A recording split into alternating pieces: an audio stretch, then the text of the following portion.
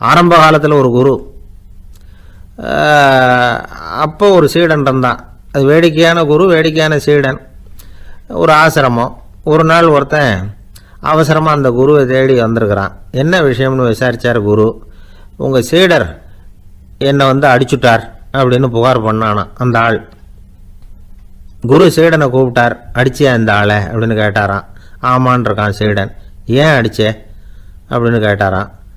இந்த ஆள் உங்களை பற்றி மட்டமாக பேசிவிட்டான், என்னால் அதை தாங்கிக்க முடியல, அதனால தான் அடிச்சுட்டேன்ருக்கான். அப்படி என்ன பேசினா அப்படின்னு கேட்டாராம். உன்னுடைய குருநாதர் இப்போல்லாம் அர்த்தமில்லாமல் பேச ஆரம்பிச்சுட்டார் அப்படின்னு சொல்லிவிட்டான், அதனால தான் அடிச்சுட்டேன் அப்படின்னு நானா. அதுக்காக அடித்தே அப்படின்னாரான். நான் அதுக்காக அடிக்கலை குருவே, இப்பெல்லாம் நீங்கள் அர்த்தமில்லாமல் பேசுகிறதாக அவன் சொல்கிறான். அப்படின்னா இதுவரைக்கும் நீங்கள் அர்த்தத்தோடு பேசினதாகத்தானே அர்த்தம், அது தப்பு தானே, அதனால தான் அடித்தேன் அப்படின்னு நானா. ஒரு பெரியவர் உட்கார்ந்துருக்கிறார். அவரை சுற்றி அவருடைய தோழர்கள் உட்கார்ந்துருக்கிறாங்க. ஏதோ ஒரு முக்கியமான செய்தியை அவர் அவங்களுக்கு சொல்லிகிட்டு இருக்கிறார். அவங்களும் ஆர்வமாக கேட்டுக்கிட்டு இருக்கிறாங்க. இந்த சமயத்தில் யாரோ ஒரு ஆள் வேகமாக அங்கே வர்றார். வர்ற வேகத்திலேயே எனக்கு ஏதாவது உதவி செய்யுங்க அப்படின்னு கேட்டுக்கிட்டே வர்றார். கேட்கறது உதவி, ஆனால் குரல் மிரட்டுறது மாதிரி இருக்குது, அதட்டி கேட்கறது மாதிரி இருக்குது. இதை கேட்டது அந்த பெரியவர் ஆத்திரப்படலை, ஆனால் அவரை சுற்றி இருந்தவங்க ஆத்திரப்பட்டாங்க. இதை பெரியவர் கவனித்தார். கொஞ்சம் அமைதியாக இருங்கன்னார். வந்தவரை கூப்பிட்டார். அவருக்கு சில பொருள்களை கொடுத்தார். என்னங்க இப்போ உங்களுக்கு மகிழ்ச்சி தானே அப்படின்னார். அப்படின்னு அலட்சியமாக அவர் சொல்கிறார். நான் உங்களை நல்ல முறையில் நடத்தினேன்னா அப்படின்னு கேட்குறாரு அவர் மறுபடியும். அதெல்லாம் ஒன்றும் இல்லை அப்படின்னு சொல்லி அவர் சொல்லிகிட்டு இருக்கிறாரு. குரலில் கடுமை குறையில. சுற்றி இருந்தவங்களால இதை பொறுத்துக்க முடியல. கோபத்தோடு அவரை நோக்கி நெருங்க ஆரம்பித்தாங்க.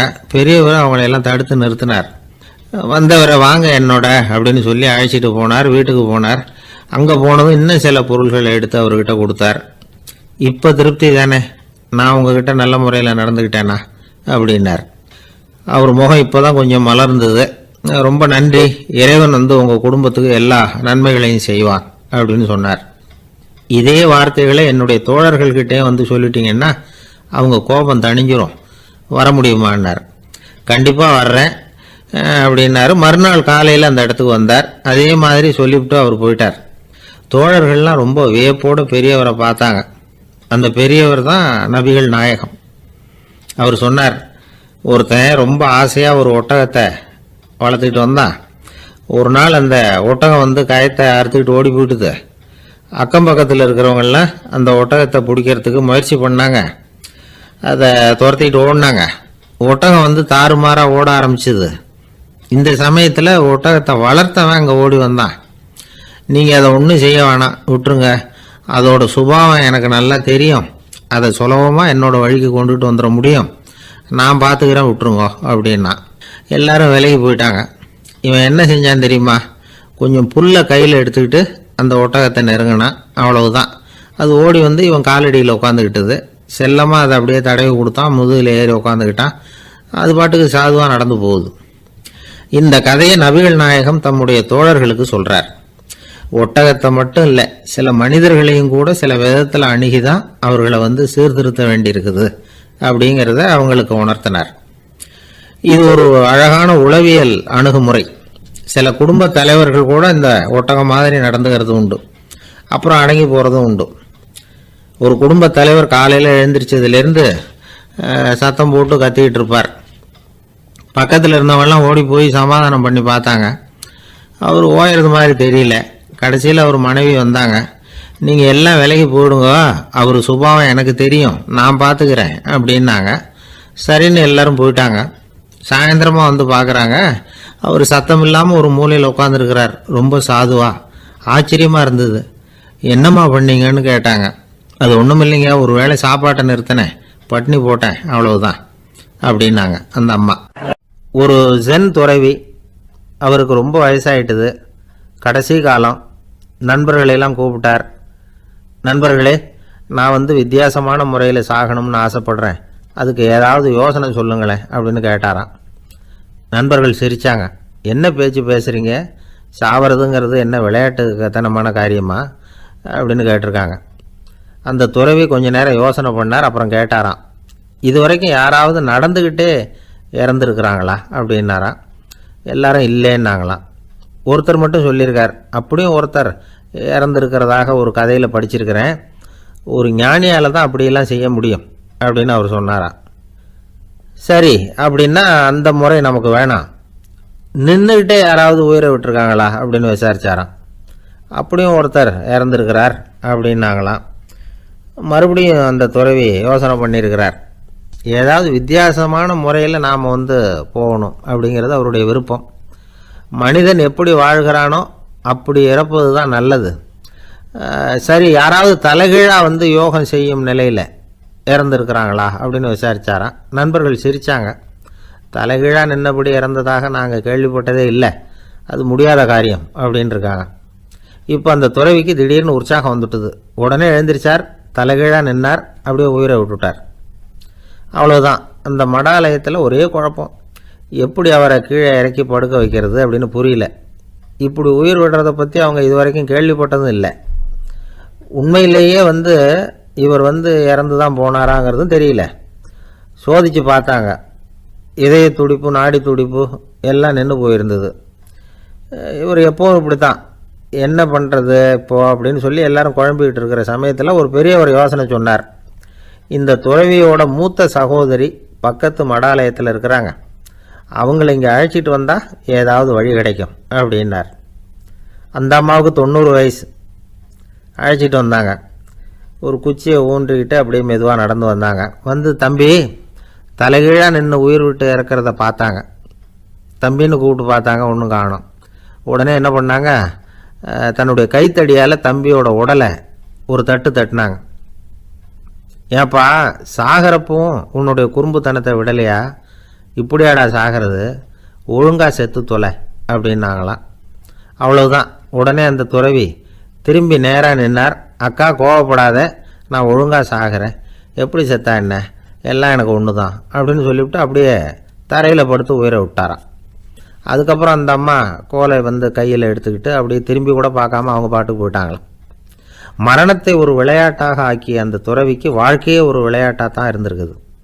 எந்த நோக்கமும் இல்லாமல் செயல்படுறதுன்னா என்னங்கிறதும் அவருக்கு தெரிஞ்சிருக்குது. பயனை எதிர்பார்க்காம பணி செய்து வாழ்ந்து மறைந்த மகான் அவர். தம்முடைய தொழிலை விளையாட்டு போல செய்ய தெரிஞ்சவருக்கு வாழ்க்கையே ஒரு விளையாட்டாக மாறிடும். எல்லாமே விளையாட்டாகி விடுகிற போது மரணமும் விளையாட்டாகிவிடும் அப்படிங்கிறது தான் அந்த தத்துவம். ஆனால் அதுக்கு முன்னாடி உங்களுக்குள்ளே இருக்கிற உண்மையான நடிகனை நீங்கள் அடையாளம் கண்டுபிடிக்கணும்.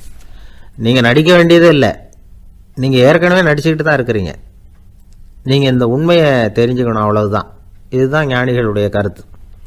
வாழ்க்கையை சரியாக புரிஞ்சுக்கிட்டால் எல்லாமே நடிப்புங்கிறது புரியும். கல்யாண பத்திரிக்கை அனுப்பியிருந்தேனே, ஏன்டா வரலன்னு கேட்டான் ஒருத்தன். வந்திருந்தேனே அப்படின்னானா இவன். டேய், ஏன்டா போய் சொல்கிற, நான் பத்திரிக்கையே உனக்கு அனுப்பலையே அப்படின்ட்டுருக்கான் அவன். அதுக்கு இவன் சொன்னானா, பத்திரிக்கை அனுப்புனேன்னு நீ போய் சொல்கிறப்போ கல்யாணத்துக்கு வந்தேன்னு நான் போய் சொல்லக்கூடாதா அப்படின்னானா. ஒரு தடவை நாரதர் ஒரு தெரு வழியாக போய்கிட்டு இருந்தார். வழியில் ஒருத்தர் வேத சாஸ்திரம்லாம் படிச்சுக்கிட்டு உட்காந்துருந்தார். அவர் நாரதரை பார்த்து எங்கே போயிட்டு இருக்கிறீங்கன்னு கேட்டார். கடவுளை பார்த்துட்டு வரலாம்னு போயிட்டுருக்கிறேன் அப்படின்னார் நாரதர். அப்படின்னா அவர்கிட்ட எனக்கு எப்போ முக்தி கிடைக்கும்னு கேட்டுட்டு வாங்களேன் அப்படின்னார் இவர். சரி, கேட்டு வரேன் அப்படின்னு சொல்லிவிட்டு நாரதர் நடந்தார். கொஞ்சம் தூரத்தில் ஒரு மரத்தடியில் ஒரு தொழிலாளி செருப்பு தைச்சிக்கிட்டு உட்காந்துருந்தார். அந்த ஆளும் அதே மாதிரி கேட்டுக்கிட்டார். எனக்கு எப்போ முக்தி கிடைக்கும்னு கடவுள்கிட்ட கேட்டுக்கிட்டு வாங்களேன்னார். அவர்கிட்டையும் சரின்னு சொல்லிவிட்டு நாரதர் நேராக வைகுண்டத்துக்கு சேர்ந்தார். கடவுளை பார்த்தார். இவங்க 2 பேரும் சொல்லி அனுப்பின விஷயத்தை பற்றி கேட்டார். அதுக்கு கடவுள் சொன்னார், அந்த செருப்பு தைக்கிற தொழிலாளி உடல் நீத்ததும் உடனே என்னை அடைவான். ஆனால் அந்த சாஸ்திரம் படித்த ஆள் இப்போதைக்கு என்கிட்ட சேர மாட்டான். அவன் இன்னமும் பல பிறவிகள் எடுத்து அங்கேயே இருக்க வேண்டியிருக்குது. எப்போ இங்கே சேருவான்னு எனக்கே தெரியாது அப்படின்னார். நாரதருக்கு இதோட ரகசியம் என்னங்கிறது புரியல. எனக்கு ஒன்றும் புரியலையேன்னாரான் கடவுள்கிட்ட.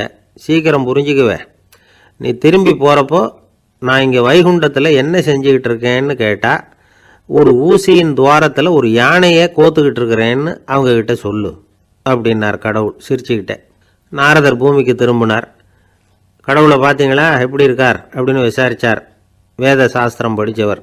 ஓ பகவானா, அவர் யானையை ஊசியின் காதில் நுழைச்சிக்கிட்டு இருக்கிறார் பார்த்தேன்னார் நாரதர். ஊசி காதில் யானையா, அது எப்படி முடியும்? நீங்கள் சொல்கிறத நான் நம்ப மாட்டேன்னு விட்டார் அவர். சரி, இந்த ஆளுக்கு இறைவன் பேரில் நம்பிக்கை இல்லை அப்படிங்கிறத நாரதர் புரிஞ்சுக்கிட்டார். அடுத்தபடியாக அந்த தொழிலாளி இருந்த இடத்துக்கு போனார். இறைவனை பார்த்தீங்களான்னு கேட்டார் அவர். பார்த்தேன், ஒரு ஊசி துவாரத்தில் யானையை கோத்துக்கிட்டு இருந்தார் அப்படின்னு சொல்லிவிட்டு நாரதர் அந்த ஆள் முகத்தை கவனித்தார். அந்த தொழிலாளி இதை கேட்டுட்டு கொஞ்சம் கூட ஆச்சரியப்படலை. அவரால் முடியாத காரியம் கூட உண்டானார். என்ன இப்படி சொல்கிற, ஊசியின் துவாரத்தில் யானையை கோக்க முடியும்னு நீ நம்புறியா அப்படின்னு கேட்டார் நாரதர். நிச்சயமாக நம்புகிறேன்னார் அவர். அது எப்படி அப்படின்னு கேட்டார் இவர். இதை பாருங்கள், நான் இந்த ஆலமரத்தடியில் தான் தினமும் உட்காந்துருக்கிறேன். தினமும் இந்த மரத்திலிருந்து எவ்வளவோ பழம் கீழே விழுது. இந்த பழத்தில் இருக்கிற ஒவ்வொரு விதையிலையும் உள்ள ஒரு ஆலமரம் இருக்குது. ஒரு சின்ன விதைக்குள்ள ஒரு பெரிய ஆலமரம் இருக்க முடியுங்கிறப்ப ஊசி துவாரத்தில் கடவுள் யானையை நுழைய வச்சாருங்கிறத ஒத்துக்கிறதுல என்ன கஷ்டம் இருக்குது அப்படின்னு ரொம்ப சர்வசாதாரணமாக பதில் சொன்னாராம் அந்த தொழிலாளி. நாரதர் யோசனை பண்ணார். இந்த தொழிலாளி வேத சாஸ்திரங்களையெல்லாம் படிக்கலைன்னா கூட அறிவுபூர்வமாக சிந்திச்சு இறைவனை நம்புகிறான். அதனால தான் கடவுள் இந்த ஆளுக்கு சீக்கிரம் முக்தி கிடைக்கும்னு சொன்னார் அப்படிங்கிறத புரிஞ்சுக்கிட்டாராம். இந்த கதையில் வர்ற கடவுள், நாரதர், வைகுண்டம் இதெல்லாம் ஒரு பக்கம் இருக்கட்டும், ஒரு சின்ன விதைக்குள்ள ஒரு பெரிய ஆலமரம் தூங்கிக்கிட்டு இருக்கு அப்படிங்கிற உண்மை, அந்தரத்தில் 1000 கிரகங்கள் சுற்றிக்கிட்டு இருக்குங்கிற உண்மை, இதெல்லாம் நாம் பார்த்துக்கிட்டு தானே இருக்கிறோம். இந்த உண்மைகள் அதிசயமாக நமக்கு தெரியறதுனால அதை நம்பாமல் இருந்துட முடியாது. இயற்கையை பரிபூர்ணமாக நம்புங்கள், அந்த நம்பிக்கையே நம்ம வாழ்க்கைக்கு ஆதாரம் அப்படிங்கிறத விளக்கறதுக்காக தான் இந்த கதை. இந்த காலத்தில் நம்ம பிள்ளைங்களுக்கெல்லாம் இது மாதிரி நம்பிக்கை அதிகமாகவே இருக்குது. ஒரு நாள் ஒரு சின்ன பையன்கிட்ட கேட்டேன், ஏன்பா கடவுள் ஒரு பானைக்குள்ளே ஒரு யானையை நுழைய வச்சுட்டாருன்னு சொன்னால் அதை நீ நம்புவியா அப்படின்னு கேட்டோம். நம்புவேன் சார், அது ஒன்றும் பெரிய அதிசயம் இல்லைன்னா. எப்படிறான்னு கேட்டோம். எப்படின்னா அந்த பானை அந்த யானையை விட பெருசாக இருந்திருக்கும், அவ்வளவுதான் அப்படின்னு சொல்கிறான். ஒரு தீக்குச்சி தீப்பெட்டியை பார்த்து கேட்டுதான், நாம் 2 பேரும் தானே உரசிக்கிறோம், ஆனால் நான் மட்டும் தீ பிடிச்சி எரிஞ்சு போகிறேன், நீ அப்படியே இருக்கிறியே அப்படின்னு தான். அதுக்கு தீப்பெட்டி சொல்லியிருக்குது, உனக்கு தலையில் கணம் இருக்குது அதனால் அழிஞ்சு போகிற அப்படின்னு தான். எப்படி இருக்கு பாருங்கள் இந்த பதில். தலையில் கணம் உள்ளவங்க யாருமே சரியாக இருக்க முடியாது. எவ்வளவு பெரியவங்களாக இருந்தாலும் சரி, ரொம்ப கஷ்டம்தான் அது. கர்வம்ங்கிறது கூடவே கூடாது. இதை விளக்கிறதுக்கு மகான் ஒருத்தர் ஒரு சம்பவத்தை சொல்கிறார். அர்ஜுனன் தீர்த்த யாத்திரை பண்ணானா. அப்போது தென்னிந்தியாவுக்கு வந்திருக்கிறான். ராமேஸ்வரத்துக்கு போனப்போ அங்கே இலங்கைக்கு கல்லுலாம் அடுக்கி போடப்பட்டிருந்த பாலத்தை பார்த்தானா. ஒரு சின்ன குரங்கு அதுக்கு பக்கத்தில் விளையாடிக்கிட்டு இருந்திருக்கு. அதை பார்த்துட்டு அர்ஜுனன் சிரிச்சிருக்கான். ஏன் சிரிக்கிறேன்னு கேட்டிருக்கு அந்த குரங்கு. ராமன் மிகச்சிறந்த வில் வீரன். அப்படி இருக்கிறப்போ அவன் இலங்கைக்கு அம்புகளாலேயே ஒரு பாலம் கட்டியிருக்கலாம். அதை விட்டுட்டு போயும் உன்ன மாதிரி குரங்குகளை துணையாக வச்சுக்கிட்டு இப்படி ஒரு கருங்கல் பாலத்தை கட்டியிருக்கிறானே அப்படின்னு நானா. அம்புகளால் பாலம் கட்ட முடியுமா அப்படின்னு கேட்டு தான் குரங்கு. ஏன் முடியாது, என்னால் முடியுமேன்னு இருக்கான் அர்ஜுனன். அம்பால் பாலம் கட்டலாம், இருந்தாலும் என்ன மாதிரி குரங்குகள் ஏறி நடந்தா அது தாங்குமா? அதனால தான் ராமர் கருங்கல் பாலமே கட்டினார் அப்படின்றது குரங்கு சொல்லிச்சான். அப்படியே சொல்கிற, நான் வேணும்னா இப்போ அம்புகளாலேயே ஒரு பாலத்தை கட்டுறேன், நீ அது மேலே ஏறி நடந்து பார். பாலம் விழுந்துட்டுதுன்னா நான் தீ மூட்டி அதில் குதித்து உயிர் தியாகம் பண்ணி விட்றேன் அப்படின்னு நான் ரொம்ப கோபமாக. உடனே அந்த சின்ன குரங்கு பெரிய உருவம் எடுத்துட்டு தான் கையில் கதையோடு அர்ஜுனன் முன்னாடி நிற்கிறான் அனுமன். பார்த்தா, என்னுடைய தலைவர் ராமரையா இழிவாக பேசுகிற, நீ இப்போ பாலம் கட்டு, நான் என்னுடைய பலத்தை காட்டுறேன் அப்படின்னு அனுமன். அர்ஜுனன் தன்னுடைய காண்டிபத்தை எடுக்கிறான், சரமாரியாக அம்புகளை விடுறான். அதெல்லாம் ஒன்றோட ஒன்று கோத்துக்கிட்டு அப்படியே பாலம் மாதிரி நிற்கிது. அர்ஜுனன் தலை நிமிர்ந்து நின்னான். அனுமன் உயர கிளம்பி அங்கேருந்து பாலத்தில் பொத்துன்னு இறங்கினான். பாலம் அப்படியே நொறுங்கி போச்சு தூள் தூளாக. என்ன அர்ஜுனா, இப்போ என்ன செய்ய போகிற அப்படின்னு நான் ஏளனமா. அர்ஜுனன் தலையை தொங்க போட்டுக்கிட்டான். சொன்னபடி தீ மூட்டி அதில் குதிக்கிறதுக்காக 3 தடவை சுற்றி வந்தான். அப்போது கிருஷ்ணர் அங்கே வந்தார். என்ன அர்ஜுனா, என்ன நடக்குது, என்ன இது அப்படின்னு ஒன்றும் தெரியாத மாதிரி கேட்டார். அர்ஜுனன் வாயை திறக்கிறதுக்கு முன்னாடி அனுமன் வாயை திறந்தான், நடந்ததை சொன்னான். அர்ஜுனன் சவால் விட்டபடி உயிர் திறந்தே ஆகணும்னு அனுமன். கிருஷ்ணர் யோசனை பண்ணார். நல்லது, இந்த சவால் விட்டதுக்கும் நடந்ததுக்கும் யார் சாட்சி? பெரியவர் ஒருத்தரை சாட்சியாக வச்சுக்கிட்டல்லவா நீங்கள் இந்த போட்டியை நடத்தியிருக்கணும் அப்படின்னார். அதனால் என்ன, இப்போ மறுபடியும் அந்த போட்டியை நடத்தி விட்டா போச்சு, என்னால் அந்த அம்பு பாலத்தை நொறுக்க முடியாதா அப்படின்னு அனுமன். சரி, இப்போ மறுபடியும் அது நடக்கட்டும்னார் கிருஷ்ணர். அர்ஜுனன் அம்பு பாலம் அமைச்சான். அனுமன் ஏறி குதிச்சான். பாலம் அசைஞ்சு கொடுக்கவே இல்லை, அவ்வளோ உறுதியாக இருக்குது. இப்போ அனுமன் தலையை குனிஞ்சிக்கிட்டான். அர்ஜுனன் நன்றியோடு நிமிர்ந்து பார்த்தான். கிருஷ்ணருடைய தோள்கள்லேயும் முதுகள்லேயும் ரத்தம். என்ன சுவாமி, என்ன நடந்ததுன்னு நான் பதறி போய், உன் அம்பு பாலத்தை நான் தான் முட்டு கொடுத்து தாங்கிக்கிட்டு இருந்தேன். அனுமன் குதிச்சப்போ என் மேலே ஏற்பட்ட காயங்கள் இவை. பின்ன உன்னுடைய அம்பு பாலத்தினாலேயா பாலம் நின்றுதுன்னு நினைக்கிற அப்படின்னாரான். முதல்ல அர்ஜுனன் அப்புறம் அனுமன் 2 பேருக்குமே கர்வ பங்கம் ஆயிட்டு தான். அதாவது அவங்கக்கிட்ட இருந்த கர்வம் போயிட்டுது.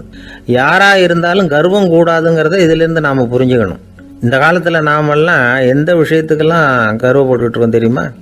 2 பெண்கள் தங்களுடைய கணவன்மார்களை பற்றி ரொம்ப பெருமையாக பேசிக்கிட்டாங்களாம். அதில் ஒரு அம்மா சொல்லியிருக்கு, என் வீட்டுக்காரர்கிட்ட எந்த சப்ஜெக்ட் கொடுத்தாலும் சரி அந்த விஷயத்தை பற்றி அழகாக 1 மணி நேரம் பேசுவார் அப்படின்னாங்களாம்.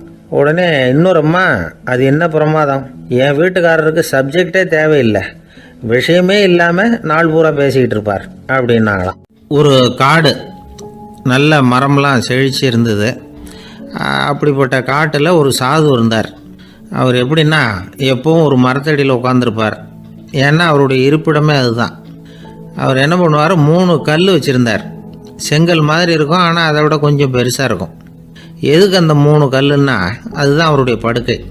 அதாவது தூங்குறப்ப ஒரு கல்லை தலைக்கு கீழே வச்சுக்குவார், இன்னொரு கல்லை இடுப்புக்கு கீழே வச்சுக்குவார், இன்னொரு கல்லை காலுக்கு கீழே வச்சுக்குவார். உடம்பை அப்படியே ஒரு தகட்டால் மூடிக்குவார், அப்படியே தூங்கி போடுவார். மழை பெய்யுதுன்னு வச்சுங்க, அவர் உடம்பு 3 கல் மேலே இருக்குதா, அதனால் தண்ணி அடியில் ஓடி போடும், உடம்பு நனையாது. மேலே தகடு இருக்கிறதுனால மழையும் உடம்புல படாது. அவர் தூக்கமும் கிடாது, நிம்மதியாக தூங்குவார். பகலில் அந்த 3 கல்லையும் ஒரு சேர ஒரு அடுப்பு மாதிரி வச்சு அது மேலே உட்காந்துக்குவார். அதனால் பாம்பு பூச்சி எதுவும் அவரை தொந்தரவு பண்ணுறதில்ல, அது பாட்டுக்கு நடந்து போயிடும். அவர் பாட்டுக்கு நிம்மதியாக இருப்பார். யாராவது எதையாவது கொண்டுகிட்டு கொடுத்தா அதை வாங்கி சாப்பிடுவார், அவ்வளவுதான். ஒரு நாள் அந்த நாட்டு அரசன் காட்டுக்கு வேட்டையாட வந்தான். அந்த வழியாக வந்தப்போ இந்த சாது படுத்துருக்கிறத பார்த்தான், பரிதாபப்பட்டான். ஐயோ பாவம், இவர் இப்படி இந்த கல் மேலே உடம்பை வச்சுக்கிட்டு தூங்குறாரு, என்ன பாடுபடுவார், இவரை நாம் அரண்மனைக்கு அழைச்சிட்டு போய் சுகமாக நிம்மதியாக இருக்கிறதுக்கு வழி செஞ்சு கொடுப்போம், அது ரொம்ப நல்லாயிருக்கும் அப்படின்னு நினச்சான். அப்படி நினச்சிக்கிட்டே அரண்மனைக்கு வந்துட்டான். அதுக்கப்புறம் ஒரு பல்லக்கையும் 2 சேவகர்களையும் காட்டுக்கு அனுப்பி அந்த சாதுவை மெதுவாக இங்கே அழைச்சிட்டு வந்துடுங்க அப்படின்னு சொல்லி அனுப்பி வச்சான். இவங்க போய் அவர்கிட்ட விவரத்தை சொன்னாங்க. எனக்கு என்னத்துக்கு அரண்மனை வாசம் அப்படின்னார். இருந்தாலும் மன்னர் உத்தரவு, நீங்கள் அவசியம் வரணும் அப்படின்னாங்க இவங்க. சரின்னு சொல்லிவிட்டு வேறு வழி இல்லாமல் புறப்பட்டார். புறப்படும் பொழுது என்ன பண்ணாருன்னா, மறக்காமல் அந்த 3 கல் ஒரு தகடு அதையும் எடுத்து பல்லக்கில் வச்சுக்கிட்டார். என்னத்துக்கு இதையெல்லாம் எடுத்து வைக்கிறாரு அப்படின்னு சொல்லி அவங்க யோசனை பண்ணாங்க. இருந்தாலும் அதை பற்றி ஒன்றும் கேட்கல. பேசாமல் அவரை அழைச்சிட்டு போய் அரண்மனையில் விட்டுட்டாங்க. அரசன் ஓடி வந்தான், வரவேற்றான், அறுசுவை உணவு படைத்தான். அவர் படுக்கிறதுக்கு தங்க கட்டில், பட்டு மெத்தை, இப்படி எல்லாம் ஏற்பாடு பண்ணி வச்சான். இங்கே படுத்து ஓய்வு எடுத்துங்க அப்படின்னு சொல்லிவிட்டு அவன் பாட்டு போயிட்டான். மறுநாள் காலையில் பார்க்குறான், சாது படுத்துருக்கிறார். எப்படி தெரியுமா, அந்த பட்டு மெத்தை மேலே 3 கல்லையும் வச்சு வழக்கம் போலவே அது மேலே படுத்துருக்கிறார். அதுக்கு மேலே தகடு. அரசன் பார்த்துட்டு அதிர்ச்சி ஆகிட்டான். என்ன சுவாமி இப்படி அப்படின்னா, சாது சொன்னார், எனக்கு தேவையும் இல்லை குறையும் இல்லை, எல்லா இடத்துலையும் எனக்கு ஒரே மகிழ்ச்சி தான் அப்படின்னார். மகிழ்ச்சிங்கிறது தங்க கட்டிலேயோ பட்டு மெத்தையிலேயோ இல்லை, அது மனசில் இருக்கிற ஒரு விஷயம். உண்மையான மகிழ்ச்சிக்கு வழி மனப்பக்குவம் அப்படிங்கிறது அந்த அரசனுக்கு புரிஞ்சுதான். இந்த காலத்தில் ஒரு சாமியார், அவரை தேடி ஒரு சீடன் வந்தான். என்னாச்சு தெரியுமா, சுவாமி எனக்கு நிம்மதி வேணும், அதுக்கு என்ன வழின்னு கேட்டான். சாமியார் நிமிர்ந்து பார்த்தார். அப்புறம் சொன்னார், நீ ஏகப்பட்ட பேர்கிட்ட கடன் வாங்கியிருக்கிற, அதையெல்லாம் திருப்பி கொடுத்தா தான் உனக்கு நிம்மதி கிடைக்கும்னார். இவனுக்கு ஆச்சரியம். அது எப்படி சாமி, அவ்வளவு கரெக்டாக நான் கடன் வாங்கினதை கண்டுபிடிச்சிங்க அப்படின்னா, உனக்கு கடன் கொடுத்து சாமியாராக போனதே நான் தான்ப்பா, அதனால தான் இந்த கதிக்கு வந்தேன். என்கிட்டயே நிம்மதிக்கு வழி கேட்குறிய, அதுதான்டா வேதனை அப்படின்னாராம் அவர். நம்பிக்கை இல்லைன்னா இந்த உலகத்தில் நாம் நடமாடவே முடியாது. அவநம்பிக்கையோடு இருந்துக்கிட்டு இருந்தால் என்றைக்கும் அவஸ்தை தான். நாம் நம்புறது நடக்குதோ இல்லையோ அது வேறு விஷயம். ஆனால் எதையும் நம்பி தான் நாம் அடி வைக்க வேண்டியிருக்கு. வேறு ஒன்றும் வேணாம், ஒரு லாட்ரி சீட்டு வாங்குகிறோம், அது எங்கே நமக்கு விழப்போகுது அப்படிங்கிற அவநம்பிக்கையோடவா வாங்குகிறோம். பரிசு நமக்கு தான் அப்படிங்கிற நம்பிக்கை உள்ளூர இருக்கிறதுனால தான் அதை வாங்குகிறோம். இருந்தாலும் முடிவு வேறு மாதிரி ஆகிடுது. அதுக்காக மனசு சோர்ந்து போகிறதில்ல. அடுத்த மாதமும் சீட்டு வாங்குகிறோம். இந்த நம்பிக்கை தான் மனித வாழ்க்கைக்கு ஆதாரம். ஒரு கடையில் போய் டீ சாப்பிட்றீங்க. அந்த டீ நல்ல டீ தானா, அதில் விஷம் கலந்துருக்குமா அப்படிங்கிற சந்தேகம் வந்துட்டுதுன்னு வச்சுங்க. அதுக்கப்புறம் அதை எப்படி நீங்கள் சாப்பிட முடியும்? நம்பி தான் சாப்பிட்ணும். ரயில் ஒழுங்காக போய் சேருங்கிற நம்பிக்கை இருக்கிறதுனால தான் அதில் ஏறி உட்காடுறோம். லெட்டர் ஒழுங்காக போய் சேருங்கிற நம்பிக்கை இருக்கிறதுனால தான் பெட்டியில் போடுறோம். சரி, நம்ம கதையெல்லாம் நம்மளோட இருக்கட்டும். மனித நம்பிக்கை எந்த அளவுக்கு உறுதியாகவும் அறிவுபூர்வமாகவும் இருக்கணுங்கிறதுக்கு அலெக்சாண்டர் வாழ்க்கையில் நடந்த ஒரு சம்பவத்தை உதாரணமாக சொல்லலாம். இந்த உலகத்தையே ஜெயிக்கணும்னு புறப்பட்டார் அலெக்சாண்டர். ஒரு கட்டத்தில் அவர் சிட்னஸ் நதி கரைக்கு சேர்ந்தார். அந்த சமயத்தில் அவருக்கு கடுமையான நோய் வந்துட்டுது. அவர் கூடவே வந்திருந்த கிரேக்க வைத்தியர்கள் என்னென்னமோ முயற்சியெல்லாம் பண்ணி பார்த்தாங்க. இருந்தாலும் அலெக்சாண்டருக்கு வந்திருக்கிறது என்ன நோய்ங்கிறத அவங்களால கண்டுபிடிக்க முடியல. ஏன்னா அந்த பகுதியில் உள்ளவங்களுக்கு மட்டுமே அதிகமாக வரக்கூடிய ஒரு வினோதமான நோயாக இருந்தது அது. ஆனால் அவர் இருக்கிற இடம் எதிரியோட இடம், பாரசீக மன்னனோட ஆளுகைக்கு உட்பட்ட இடம். என்ன பண்ணுறது அப்படின்னு எல்லாரும் யோசனை பண்ணாங்க. பாரசீக மன்னனோட அரண்மனையில் இருக்கிற வைத்தியர் வந்தால் இந்த நோயை குணப்படுத்தி விடுவார் அப்படின்னு சொன்னாங்க. இருந்தாலும் எதிரியோட நாட்டில் இருக்கிற வைத்தியரை கூப்பிட்டு எப்படி நம்பி வைத்தியம் பார்க்க சொல்கிறது அப்படின்னு சொல்லி எல்லாரும் தயங்கினாங்க. ஆனால் அலெக்சாண்டர் தயங்கலை. பரவாயில்ல, அழைச்சிட்டு வாங்கன்னு விட்டார். உடனே அவரை போய் அழைச்சிட்டு வந்துட்டாங்க. அவர் வந்தார். அலெக்சாண்டர் உடம்பை பரிசோதனை பண்ணி பார்த்தார். சரி, இதை குணப்படுத்தி விடலாம், பயப்பட வேண்டியதில்லை. ஆனால் இதுக்கு ஒரு மூலிகை ரசம் தயார் பண்ணி கொடுக்கணும். நான் போய் அதை தயார் பண்ணிவிட்டு 2 நாளில் திரும்பி வந்துடுறேன் அப்படின்னு சொல்லிவிட்டு போனார் அந்த வைத்தியர். அதே மாதிரி 2 நாளில் திரும்பி வந்தார் மூலிகை ரசத்தோட. இதுக்கு இடையில் அலெக்சாண்டரோட தளபதிகளில் ஒருத்தர் ரகசியமாக ஒரு எச்சரிக்கை கடிதம் கொடுத்து அனுப்பியிருக்கிறான். அதை வாங்கி என்ன விஷயம்னு பார்த்தார். இப்போ உங்ககிட்ட வந்திருக்கிற எதிரி நாட்டு வைத்தியரை நம்பாதீங்க. அவன் கொண்டுகிட்டு வந்திருக்கிற மூலிகை ரசத்தில் விஷம் கலந்துருக்குது அப்படின்னு அதில் எழுதியிருக்கு. அதை பார்த்தார் அலெக்சாண்டர். இருந்தாலும் கொஞ்சம் கூட அலட்டிக்கல. வைத்தியர் கொடுத்த மருந்தை வாங்கி கடகடன்னு குடிச்சுட்டு அதுக்கப்புறம் அந்த கடிதத்தில் இருந்த விஷயத்தை அந்த வைத்தியர்கிட்ட சொன்னார். வைத்தியர் திகைச்சு போயிட்டார்.